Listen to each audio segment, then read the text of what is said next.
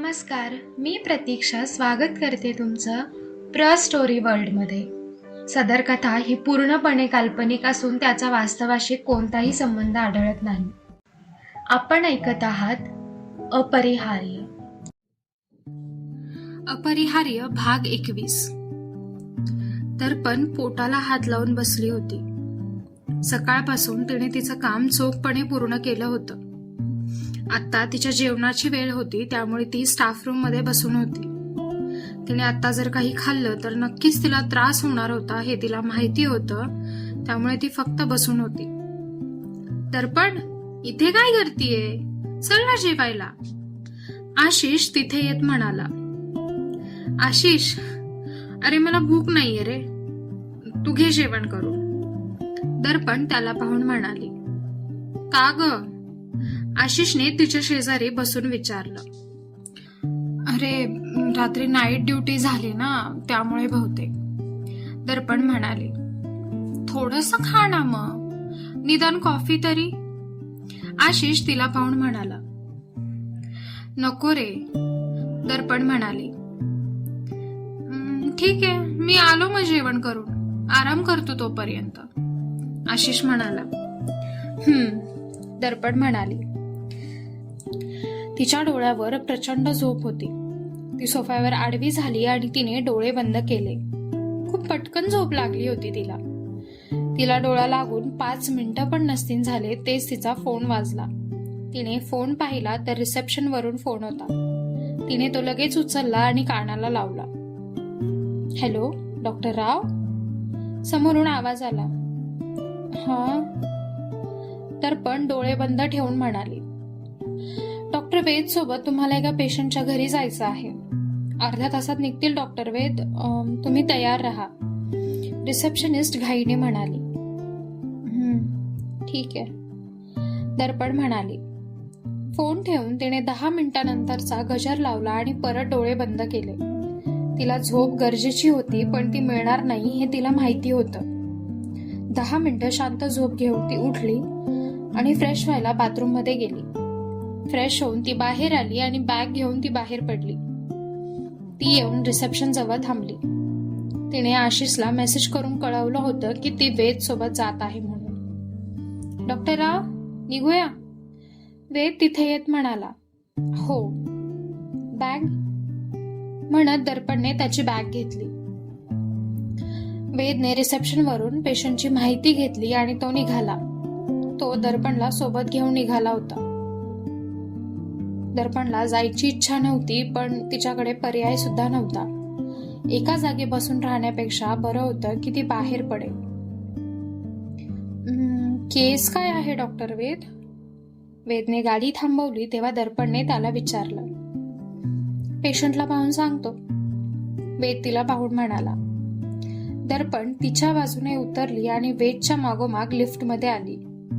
वेदचं लक्ष जाणार नाही असा आळस दर्पणने दिला. ती थकल्यासारखी दिसत होती आज. लिफ्ट थांबली आणि वेद लिफ्टच्या बाहेर आला. दर्पणला आश्चर्य वाटलं, कारण तो खूप सराईतपणे फ्लॅट समोर उभा राहिला होता. जणू त्याला माहिती होतं की आपल्याला कुठे जायचं आहे ते. वेदने त्याच्याकडच्या चावीने दरवाजा उघडला तशी दर्पण गोंधळून गेली. वेद आत आला आणि त्याने त्याची बुटं काढून एक स्लीपर पायात चढवली. दर्पण बाहेर उभी राहून त्याला असं करताना पाहत होती. माझंच घर आहे हे. वेद तिला बाहेर उभं पाहून म्हणाला. म्हणजे? दर्पण न समजून म्हणाली. अहो, म्हणजे तुम्ही माझ्या घरी आला आहात, आत या. वेद तिला गोंधळलेलं पाहून म्हणाला. दर्पण आत आली. वेदने तिला हसून पाहिलं आणि तिला बसायचा इशारा करून तिच्यासाठी पाणी घेऊन आला. वेदने मला त्यांच्या घरी का आणलं आहे? जायचं तर पेशंटच्या घरी होतं ना? दर्पण वेदकडे पाहून मनातच म्हणाली. तिकडे वॉशरूम आहे, फ्रेश व्हायचं असेल तर फ्रेश व्हा, आणि तिथे बेडरूम आहे. 2 तास आहे तुमच्याकडे झोप घ्यायला, मग आपण निघू. वेद वेळ पाहून म्हणाला. म्हणताना दर्पणच्या घशात पाणी अडकलं. तिने बळेच ते घशाखाली ढकललं आणि गोंधळून उभी राहिली. तिला हे अजिबात अपेक्षित नव्हतं की वेद तिच्या झोपेसाठी तिला त्याच्या घरी आणेल. पण मी झोपायला नाही आले डॉक्टर वेद, दर्पण गोंधळून म्हणाली. पण तू झोप घेणार आहेस दर्पण, वेद तिला पाहून म्हणाला. त्याच्या अशा एकेरी हाक मारल्याने तिला आणखी गोंधळून टाकलं होतं. तिने कपाळावर आठ्या पाडत वेदला पाहिलं. एक क्षण तर तिला असं वाटलं की ती स्वप्न पाहत आहे. पण आपल्याला तर कामं आहेत ना, दर्पणने विचारलं. दर्पण, शांत हो. तुला ही शिक्षा का मिळाली आहे ह्याचं कारण सुद्धा नाहीये, तरी तू प्रामाणिकपणे शिक्षा भोगतीये. म्हणत वेद पुढे आला आणि त्याने दोन्ही हाताने तिचे खांदे पकडले. तिच्या नजरा वेदवरून तिच्या खांद्यावर गेल्या, जिथे वेदने पकडलं होतं. मी पाहिलं रात्री तुला आईवी लावलेली. बरं नसताना पण तू काम करायला नकार नाही दिला. कामाशी एवढी प्रामाणिक आहेस, त्याचं बक्षीस नको का तुला? म्हणून आत्ता आराम कर, मग दिवसभर कामच करायचं आहे तुला. वेद तिला पाहून शांतपणे म्हणाला. वेदच्या अशा अचानक स्पर्शाने दर्पण शहारून गेली होती. तिने वेदकडे पाहिलं. तिला आत्ता त्याला मिठी मारावीशी वाटत होती, पण तिने स्वतःला रोखलं. कोणीतरी आपली एवढी काळजी करतंय ह्याने ती सुखावली होती. तिने फक्त मान डोलावली. तिकडे आहे बेडरूम, वेद बेडरूम दाखवत म्हणाला.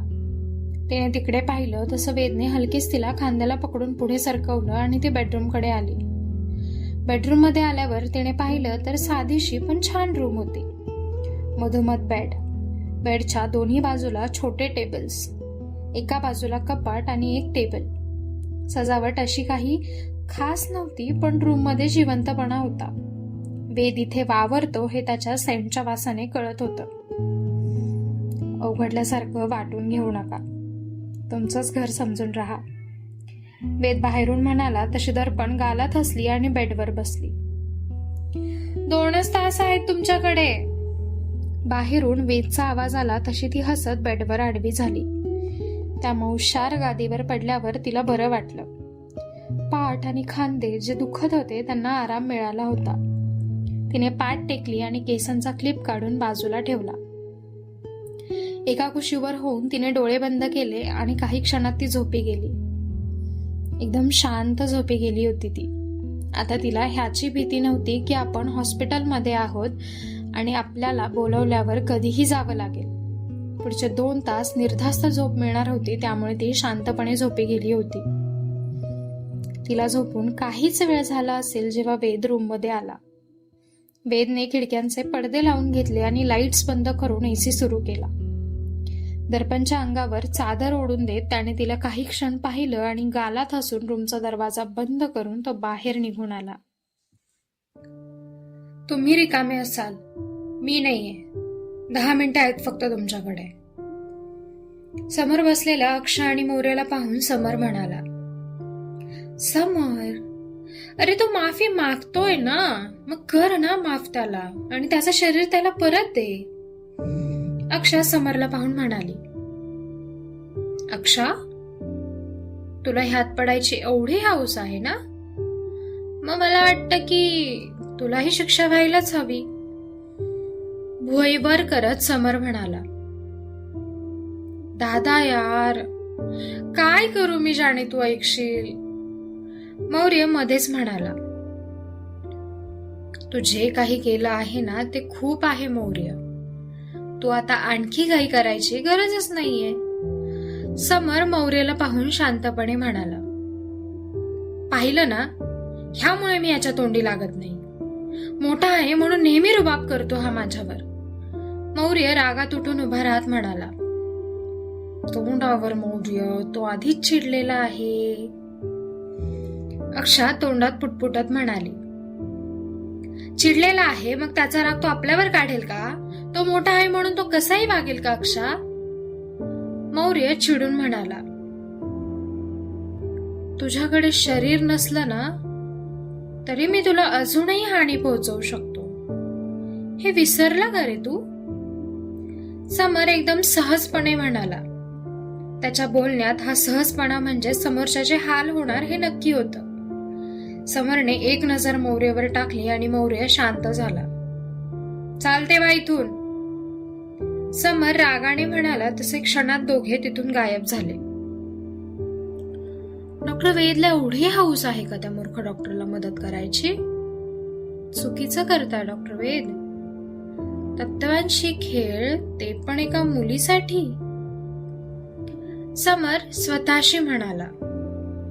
त्याच्या चेहऱ्यावर असुरी हास्य होतं जे सांगत होतं की तो नक्की काहीतरी करणार आहे. आता ह्यावेळी ते दर्पणसाठी असेल की आणखी कोणासाठी असेल ते माहिती नव्हतं.